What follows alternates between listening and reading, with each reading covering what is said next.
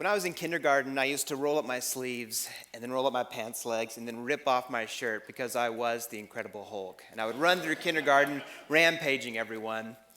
So comics had a big influence on me when I was young. And don't worry, that's not going to happen today, unless you make me really angry. When I got older, the influence of comics on my life became a bit more sophisticated. I was in Sunday school one time, and the teacher asked, does anyone have a song they'd like to share? Well, you can imagine this could have been really embarrassing for her if no one stepped to the challenge. But fortunately, I knew all the words, and I like to think a pretty good rendition in terms of the jazzy tune as well of the Amazing Spider-Man song. So I was able to sing the theme from that and kind of save the day, I like to think. And you're probably thinking at this point, wait a second, I've never seen Jeremy and Spider-Man together at the same time. Well, this picture from when I was a kid proves otherwise. But there's actually some closer ties between my field, which is business and management and entrepreneurship, and comics. Management draws from applied psychology, and applied psychology has an interesting history with comics. William Marston was the inventor of the polygraph. He was also the inventor of a character that was an Amazon princess, Diana, who used a lasso of truth, similar to his research into the polygraph, to get the truth out of the Nazis that were fought in World War II. So now I've told you pretty much, though, everything about the influences of my life in comics, because when people find out about the work I've done, they think, well, you must have thousands of comics in your mother's basement where you probably still live. Well, the truth is no. I was influenced by comics like many of us were through movies and TV shows, but not really a lot beyond that. But I was fortunate that I had a lot of good educational influences in my life. My mom was a math teacher, and then computer science teacher, and then superintendent of instructional technology. And so from her, I learned that education is always changing, students are always changing, and we need to change with it to be on task. My dad was an architect and then project manager for a university system with a burnt orange color that is not very popular in Oklahoma. But I learned from him the importance of getting projects done on time and under or on budget. We have to have accountability. We have to have accountability in education. We have to have accountability in everything we do.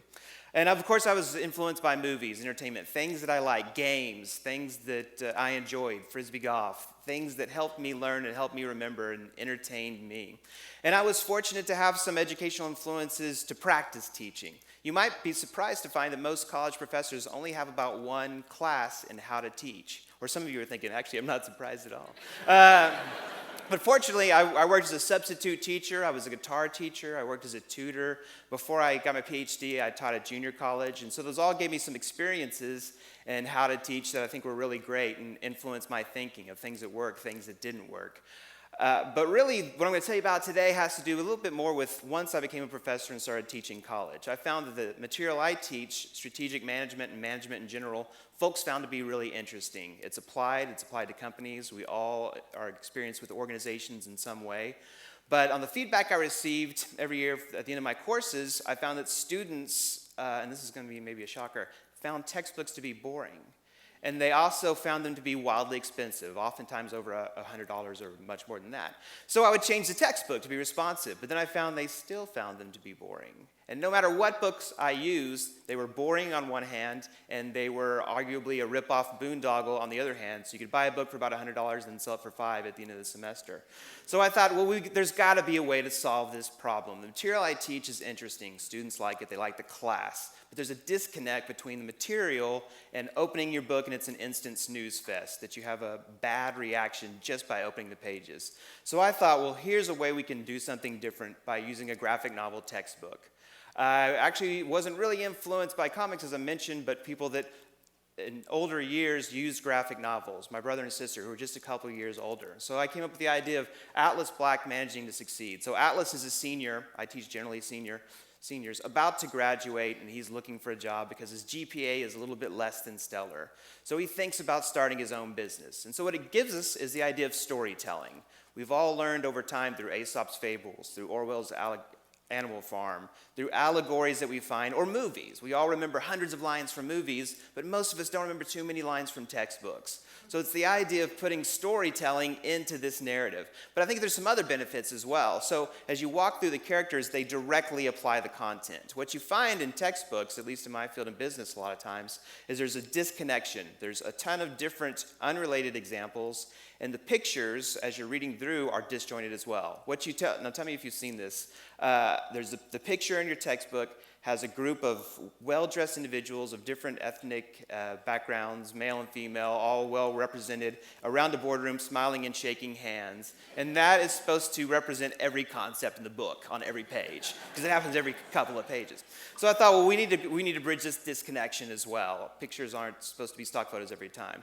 And it also allows us, through the format and the content, to talk about how business is both an art and a science. And we use the analogy of chess in the book. Like chess, it's good to know the old moves, it's good to know the classics, the history, but old moves can be used in new ways. But you have to know what your competition is doing. The idea of knowing yourself and knowing your competition dates back to Sun Tzu's Art of War, and it's relevant in business as well. So we're able to tie those ideas together.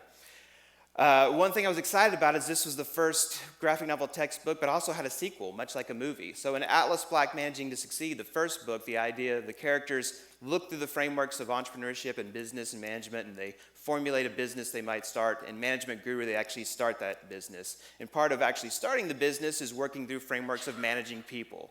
So if you've had psychology or a lot of management classes, maybe you've heard reinforcement theories. Where in this one page, you see the character gets a new puppy and realizes the difficulty of training puppies. It seems simple when you're learning the principles of reinforcement theory, but in actuality, it's pretty hard to train a puppy. But it's even harder to train individuals because we aren't just guided by reinforcement theory. It's true, if I stopped receiving paychecks, I would probably eventually, or maybe pretty quick, stop showing up to work. But there's something more than that motivates me. How do I get paid compared to other colleagues across the country, other colleagues in my area? How do I get paid compared to people that don't work as hard as I think that I work? And I think I work pretty hard. And you see this with CEOs, you see this with professional athletes. So there's something beyond reinforcement theory, and we explain those other concepts as well in the book, both the cognitive elements as well as the reinforcement. And I'd be remiss to not mention now the almost box set version, but maybe this will be in plastic one day, Atlas Black, The Complete Adventure. So after we finished the first book, we started thinking about, well, what's some more content we could apply this to? And my own research has been some in the areas of family business and franchising. So as much as 80% of businesses worldwide are family businesses, and franchising is a form of entrepreneurial startup that we're all familiar with, use a proven business form. But there's not that many textbooks on this material. So we wanted to put these two concepts together in a dynamic format in Tales of Garcon. And Garcon is a charismatic character, sort of like the most interesting man in the world plus J. Peterman from Seinfeld. And so what happens in Garcon is he owns Hotel Garcon. And each night he holds court, and his patrons are regaled with his wonderful and entertaining and dynamic stories. And that's great. But as a family business, his son and daughter have to think about the company's growth. And one thing they consider is franchising.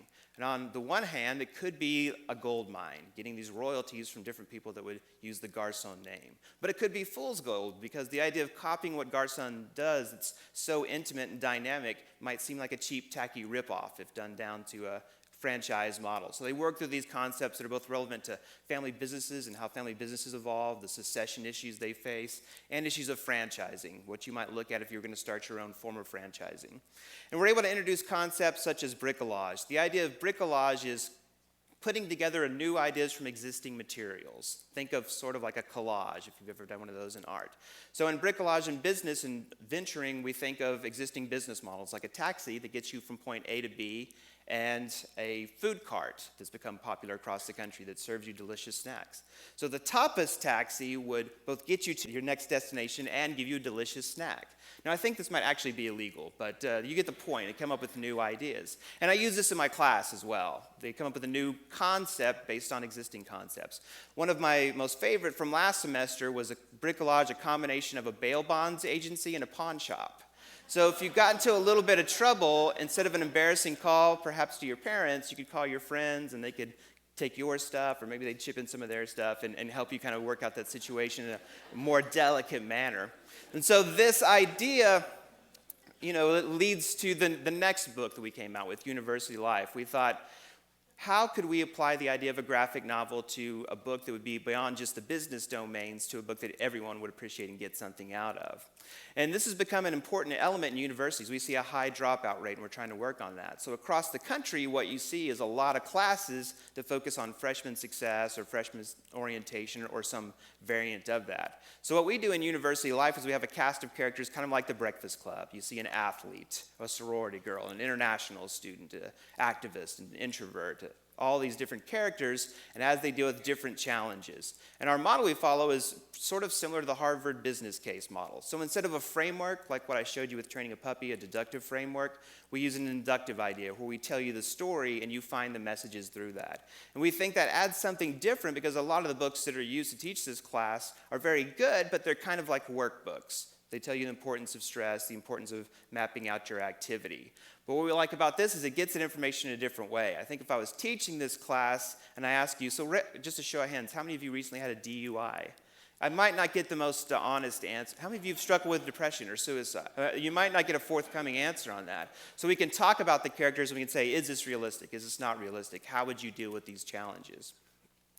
So one thing that I've enjoyed about these books is we've gotten some pretty good coverage from the Wall Street Journal and Business Week, and the kind of coverage that's a lot different from journal articles that I don't maybe get quite as many reads. I have never really convinced my wife to read any of the journal articles, but she's read all the graphic novels. But as we've gone through, we've also noted, especially on some of the blog entries and an editorial or two, some of the criticisms that actually I was really naive about. And one of those criticisms is that, well, if you use graphic novels or comics, essentially, then you're dumbing down material. And that shocked me because I wasn't really that familiar, as I mentioned, with comics. I was familiar with these graphic novels such as the 9/11 Commission report. They were put into this format that was more for a PG or PG-13 audience, or Pulitzer Prize-winning Mouse that tells an allegory of the Nazi Holocaust. I was familiar with these kind of higher brow ideas.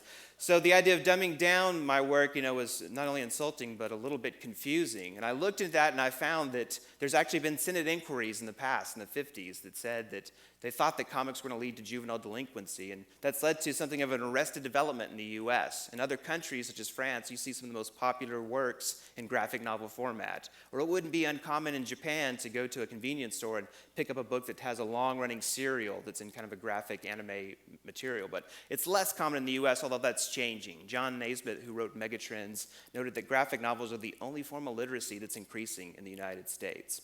But I was actually kind of fortunate when the graphic novels came out. Right before Atlas Black first was launched, I was contacted by someone at Harvard. And he had worked on a Harvard business case in a very narrative storytelling format. And he asked me, well, do you think we could take this and work on this together and put it in graphic novel format? So we were able to do the first graphic novel business case in the Harvard Business School library. So when I told people I worked on that, then all of a sudden I was a genius, very innovative, very cutting edge, not just a guy who writes comic books. It's trying to get away passing that off as an academic. As I researched a little bit further, I found that there's a lot of innovations that we're going to, at some point in time, according to a lot of times well-known teachers agencies, ruin education. And you see some examples. The fountain pen, that was definitely going to ruin education. The ballpoint pen was going to ruin education. Paper was going to ruin education because it was going to make all of us lazy and we wouldn't reuse our slate or chalkboard anymore. We wouldn't value resources. And of course, we know computers already. They ruin everything. They will be of no help to education.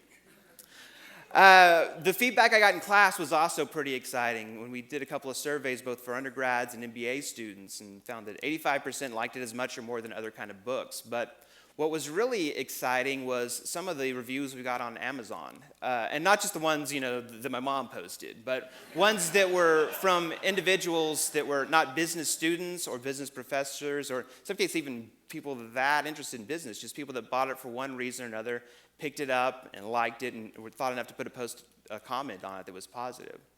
So I think education is changing and we have to change with it.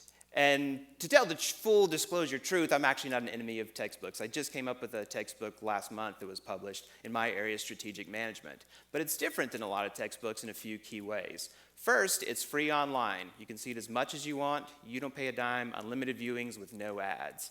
Second, we try to have a very graphic interface. We don't have a bunch of stock photos, but a graphic dynamic tie, sort of like a big flashcard to look at key content.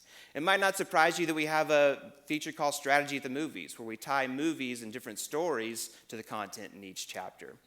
I think the graphic novel format's going to keep going as well, too. We've worked on cases, other journal articles. I think there's a great possibility for gamification, coming up with games where you might do a simulation on how you might hire someone, or a simulation on starting your own business. But I put this last line, what's next, not just to remind me to talk about what I think is the future of this kind of medium, but an experience I've had with some students where they've come up to me and they've asked me, using the graphic novels, well, what's going to come next?